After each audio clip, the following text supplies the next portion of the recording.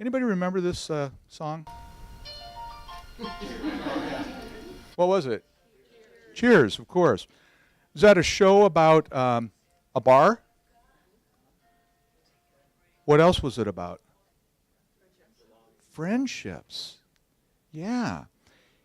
You know, there were people that when that show went off the air, they actually cried because they didn't want to see the show end.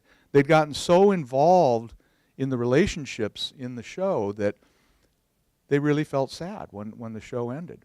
What if our Rotary Club was someplace where everybody wants to go, where everybody knows your name, and they're always glad you came? Would that be a good thing? Yeah. So, like I said earlier, when people come to visit a Rotary Club, they're usually not thinking to themselves, boy, oh boy, they better have an opportunity for me to go to Africa and drop polio drops in a kid's mouth. They're thinking, are there going to be opportunities for me to form relationships? Okay? There's other shows on TV that do the same thing. Modern Family. A while back there was that program called Friends. But they're great examples of how relationships are formed. Some of them kind of crazy relationships, like on Seinfeld, but that's why we get involved in these shows, is to form those relationships. Right, Wendi? That's correct. And if that indeed happens, and your guest has a fantastic experience, so Mary enjoyed it, she heard about what's going on in the community, she felt like she was making connections with people, she came back a couple more times. And again, felt that same feeling and is getting excited. Someone met with her and shared more information about Rotary, specifically a sit down with her to say, here are the expectations of Rotary and the benefits that you'll get out of being a Rotarian, so that she's aware of really what the commitment is and what's involved. And she said, yeah, I think that I really want to be a part of this. So what do you do then? Yeah, we got one. Done, right? We're done. Yeah, we got one. She's in. Chalk it up, she's in. Okay. Maybe not. Maybe that's when the real work starts. We got her to say, yes, I want to be a member, but now we have to retain our members.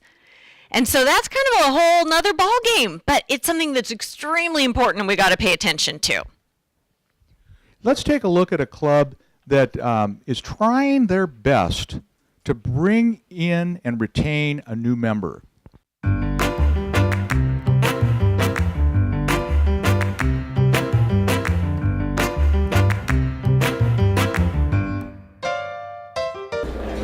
So, Joanne, when's our next social event? Oh, we don't have those. Phil says we always socialize, even when he's talking. Oh. So how's the family?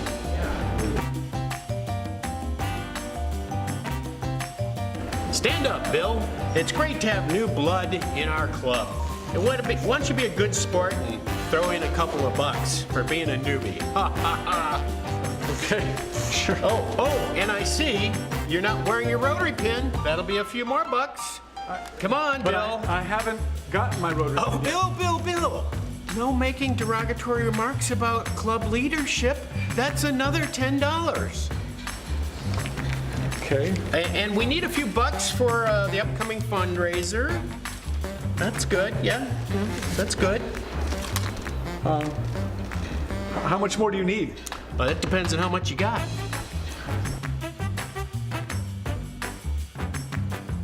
Well, our literacy project with the local elementary school kids is all confirmed. I'd like to buy some books and read to the kids. Yeah. We already hired volunteers for the project, and they'll take care of everything. All we'll need from you and everybody else is like 28 bucks for the project. Easy peasy, right? Lemon squeezy? Now, let's all cough it up. All right, so I just was informed that we need someone to go pick up some supplies for our crab feed. So, anybody? Somebody? Bueller? Where's the new guy, Bill, by the way? Where's that Bill? He's in the bathroom. He's in the bathroom. Oh, perfect. We'll sign him up. That's a great idea. Gosh, Cheryl, I wish I knew a probate attorney to help me with my aunt's estate. Excuse me, guys, I didn't mean to interrupt, but I'm a probate attorney. Personal foul, networking in the club meeting. That'll be $10. Yep.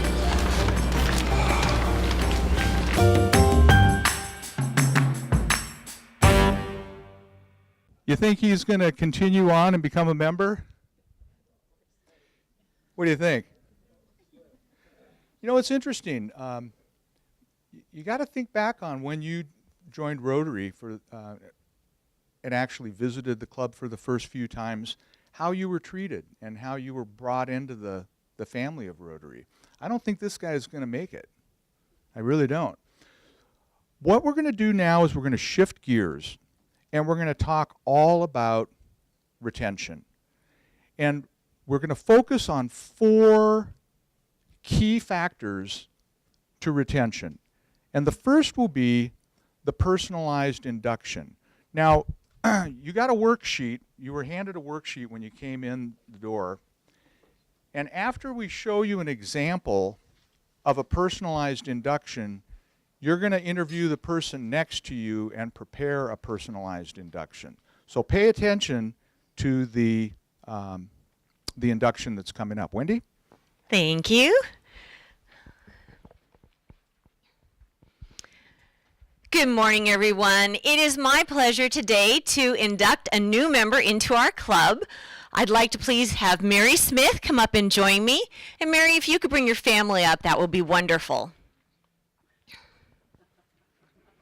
You guys can just stand right here. Thank you. And I'd also like to invite Chuck Williams up, who is Mary's sponsor. Chuck, join us. Thank you. All right. So Mary is... Sorry. Mary Smith is going to be joining our Rotary Club, and we are so thrilled to have you as part of our Rotary family, Mary. And speaking of family, we are appreciative that you brought your family with you today. This is Mary's son and daughter, Greg and Melissa. They go to Livingston Middle School, and her husband, Bill, who is a chemical engineer with Beckman Industries. And many of you have had a chance to get to know Mary, but there are some things you may not know about Mary yet. Mary graduated with honors in Austin, and she is in business administration. And she was in the Austin area working for Apple Computers, where she was an area manager, and then transferred up here, and she has since opened Smith's Cell Phone Repair Shop. In addition, Mary is an avid hiker. She enjoys skiing.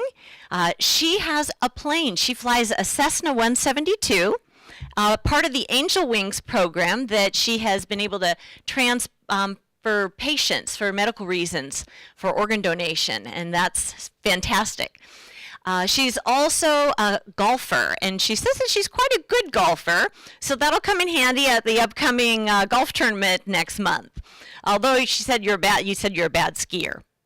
Yes. Okay, that's all right. So Mary, I would like to have Chuck Williams present you with your Rotary pin.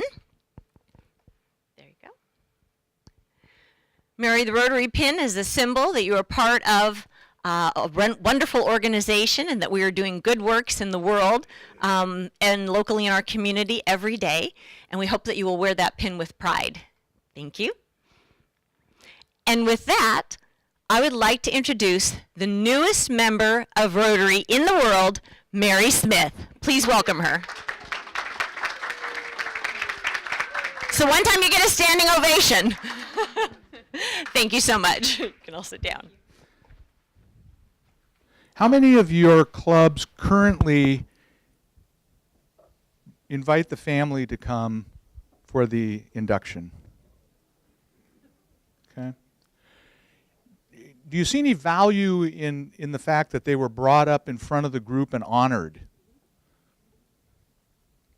Now, what do you think happens next Saturday when Mary's making pancakes and all of a sudden she says, "Oh, Bill, I just remembered I'm supposed to go pack food at the food bank with Rotary this morning." What's the family's reaction? Have fun? Can I go too? Yeah, maybe the kids need community service hours. They now feel that they're part of the Rotary family, don't they? And if you don't take the time to do that, you might get a reaction more like this. Oh, Rotary again? You know, it's a simple thing to do. But retention begins with attraction. And the 4 keys that we're going to be speaking about today include the personalized induction. So what I'd like you to do now is turn to the person next to you and practice filling out that worksheet as if you were going to be inducting that person in front of the club in the next few days. Now, the neat thing about that is you can just take the worksheet right up with you if you're the one doing the induction, or whoever it is in your club that's going to do the induction, you can just give them the sheet. And there's nothing wrong with holding notes in front of you. You notice Wendi was doing it from memory, but you don't have to do that. It's perfectly fine to have the worksheet in front of you. But the logistics are the devil's in the details, right? The logistics are the most important part. You've got to have someone on your team that's making sure that the person that you're inducting knows to bring their family. And if they don't have a family, they can bring a friend or they can bring a coworker. But it's really important that we make the induction ceremony very, very special. And a lot of people, oh, got the microphone too high. A lot of clubs have a pre-written, well, let me tell you a story real quick. I know I was invited a couple of years ago to attend a club up north, up in 50/50, up in the Everett area. And the guy asked me, hey, you know, you're past governor, would you like to do induct a new member? And I said, sure, I'd love to. That's one of my favorite things to do. And so he goes, okay, you need to read this. And he hands me this piece of paper that looked like parchment paper, and it was single space typed with like an old Royal typewriter, and it was rolled up like a scroll. It looked like something out of the Ark of the Covenant or something. And he said, you need to read this whole thing. It was 5 pages long. And I said, okay. And so this thing, it took like 10 minutes to read this thing, and it was all these facts and figures about Rotary. Never mentioned the new member once. And he said, yeah, it's really great because it reminds all our members about how important Rotary is when we read this every single time. So then he came to one of our membership seminars, and he came up afterwards and said, Steve, I am so embarrassed that I made you read that thing, but that's the way we've always done it. And there it is.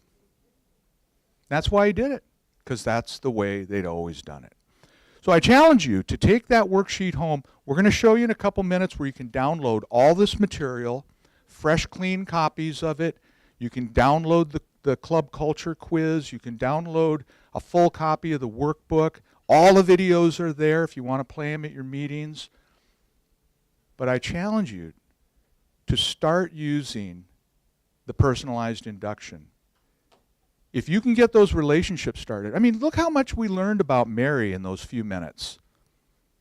There's got to be someone in the group that kids go to that middle school, or maybe their husband's an engineer, or maybe they love to golf. I mean, just all these, or maybe they'd like to go for a ride in an airplane. I don't know. But it's all those opportunities for relationships to start, okay? Because if you're going to a group with all your friends, and you love and look forward to seeing all your friends every week, you're not going to quit that club. But we, the leaders of the club, we owe it to create those opportunities for those relationships to start forming, don't we? That's what leadership's about. Okay, what about skills and passions? Did we learn some things about Mary's skills and passions? Yeah. So we heard things she likes to do outside. We heard things she likes to do with her family. How many of your clubs do you believe that every single member knows what every other member's skills and passions are? No. and it's rare. But you know what? You as a leader of your club can help your board understand and your current president understand how important that is. So if you go back to your club and say, you know, we really need to learn more about the skills and passions of our members, there's tons of fun ways to do it. You can do the 3 truths and a lie. You can have a board where they have, how many of you are an accountant? Do we have any accountants in the room? How about a banker? And a banker? Oh, 2 bankers. Oh, great. Well, you guys are going to be on the cashier committee because that's a real hard one for us to fill. Is that the way we utilize the skills and passions of our people? How often do we assume just because someone's an attorney that they should be the one to rewrite our bylaws? Or because someone's a banker, they should be the treasurer of the club? And we assign them a duty. Is that a good way to utilize someone's skills and passions? You think it might be a little bit better to find out what that person would like to do in the club? You know, they could be really excited about youth service. Or maybe they've got the international bug and they want to work on global grants. And the last thing that they'd want to do is be treasurer. You think if we take the time to find out what their skills and passions are, there's an opportunity there that they'd become more engaged in the club? Think about that for a minute. Engagement. Wendi? Nice handoff. Engagement.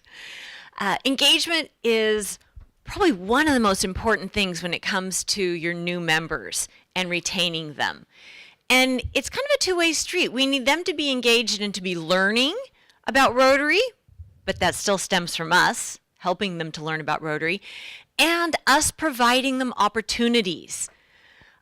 New members don't always know what's going on, and they may hear something. Oh, this week we're having a work party. This Friday evening we're going to be packing food. Hope you all can make it. And they're sitting there going, okay, I don't know anything about this.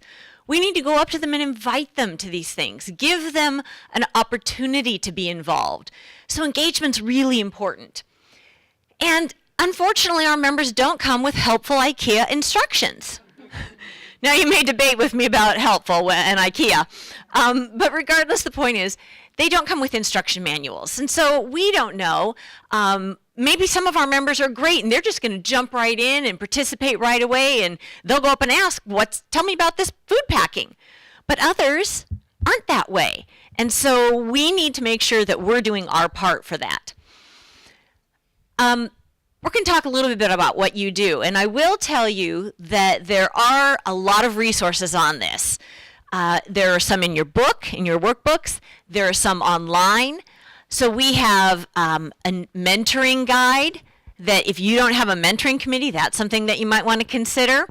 But what are some of the things that you are doing right now in your club to engage new members? None of your new members are engaged. Why don't you take a minute and tell people next to you, we seem to be a little more vocal that way, about what you're doing to engage your new members. So hopefully, this means you were sharing some great ideas, things that you are doing currently that are working, and maybe you learned something new from someone in their club that's working that you didn't know. Make sure you're jotting these ideas down, okay? Because we're not going to be able to share with everybody, so be taking notes. So I told you a little bit about new member information, that it's really important that we provide new members with information so that they can learn about Rotary. This is something that is available. How many of you, raise your hand if your clubs give out information to new members about your club? Okay, good. Almost everybody. That's great. Is it electronic or is it a big packet that you hand them? Okay, maybe it would be helpful to have it electronically so that they can keep it and access it whenever they need it. We have that available for you, a new member guide, a sample online. How about a written mentoring program? Raise your hand if you have a written mentoring program. Okay, now raise your hand if you have a mentoring program. Okay, a few more hands go up. Well, unless it's written down, it really probably isn't overly effective because your mentors don't really know what to do. How many of you can identify with this type of mentoring? Hey, Steve, we've got that new member, Mary. Could you be your mentor? Mary who? Mary Smith. She's new? Yeah. Could you be your mentor? Yeah, okay. That'd be great. Thanks. Hi, I'm Chuck Williams, and Mary, I'm going to be your mentor. So if you have any questions, just give me a call. There we go. Mentoring, right? Done. Warm and fuzzy. She doesn't even have any idea. He doesn't know what he's supposed to do. If you don't have a written mentoring plan that tells your mentors specifically what to do, how do they know? So it's really important. And there are a lot of things that go on with being involved in the club. A lot of clubs have red badge to blue badge requirements. Anybody have those? Well, how's Mary going to know what she has to do? So it's really important that we provide information and provide written information. So you often hear us say that everybody's on the membership committee. That membership is every member's responsibility. So let's take an example. Mary, of course, is a brand new member of the club. I'm currently the president, and I'm about ready to bring the meeting to a close. Okay, members of the Newtown Rotary Club, that's it for today. Do we have any last-minute announcements? I do. Yeah, thanks. Hey, everybody, I just wanted to remind you that in 2 weeks, we have our Rotating the Wheels party, and we can have sign-ups online, so be sure to go there, check it out, and I hope to see all of you there. Thank you. Ding! We are adjourned. Hey, Mary, I'm Wendi Fischer. I'm in charge of the fellowship committee, and I just wanted to let you know a little bit more about the Rotating the Wheels party. You probably heard me announce it. That's where we say thank you to our outgoing president and board, and we welcome our incoming president and board. And it's going to have a tropical theme, so kind of a Hawaiian thing. Spouses are welcome, so if you'd like to invite your husband, we'd love to have him join us as well. And it's $35 per person, and if you go to our website, that's where the sign-ups are. So I really hope that you'll join us. Oh, thank you so much. Okay. Now, why was that personal invitation so important? She didn't have any idea what it was, did she? Did she know if she was able to bring her husband? Did she know if she was personally invited? So all your committee chairs need to be watching out for new members and making sure, and newer members, not just new members, but newer members, make sure they know what's going on with the club and get that personal invitation in front of them so that they feel personally invited. Because once they start attending these events and forming those relationships, they're a lot less likely to leave the club. And that's what we're talking about, is retention. Getting them engaged so they'll stay. Wendi?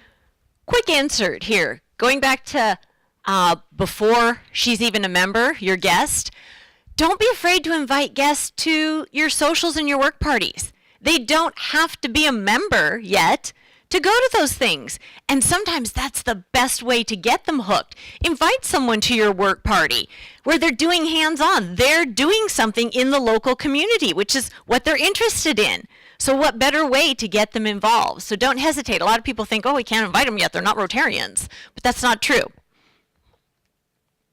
So personal invitations, they are a big deal. She's much more likely to come now that I personally invited her. So engaging long-term members. Sometimes we forget about them. What about the people who've been in our club for 20, 30 years? They've been president, they've been board members. Now we put them out to pasture, right? No, it's really important. We need to ask them to be involved. So think about that too. One of the really good ways to do that, what about having them be a mentor? They've been in the club for years. They know all about Rotary. You ask them to be on the mentoring committee so they can help bring new members in. They feel significant. They feel valued. So it's really important that we want to make sure our long-term members are also engaged and valued. Continuing care for all members. And that, real quick, goes to, how many of you have a continuing care committee or a cares committee? Family cares, something like that, Family of Rotary. Okay, that's something that's really important too, because we are a family and we want to make sure that we know what's going on. Does someone have a new grandchild? That's something worth celebrating. What if someone hasn't been there in a while? Well, maybe they're on vacation or maybe they're traveling for work, but maybe they're sick.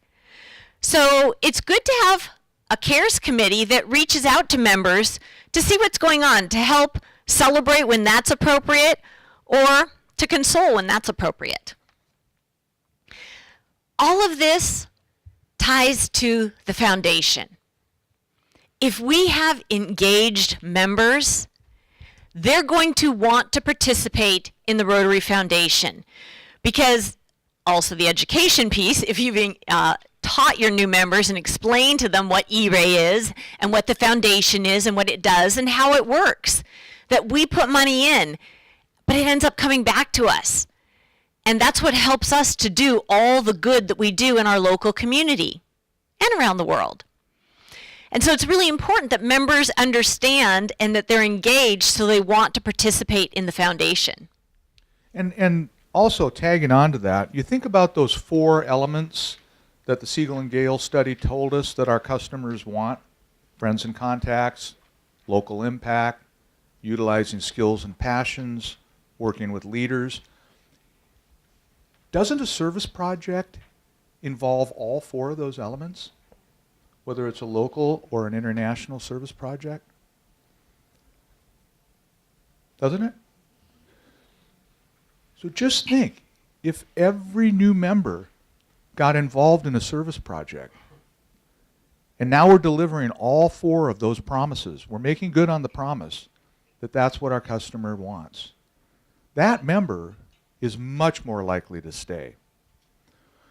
The 4th item, the 4th key to retention, being in the know. Being in the know. I talked to a president last year at Pacific Northwest Pets who told me that she had sent out a survey to her club as she was getting ready to become president, and she wanted the members to rate either poor, good, or excellent the 20 projects that her club was involved in the last 2 years. Just 2 years, not 10 years. And she sent the email out, and to her surprise, almost 90% of the people didn't have any idea the club was even doing those projects.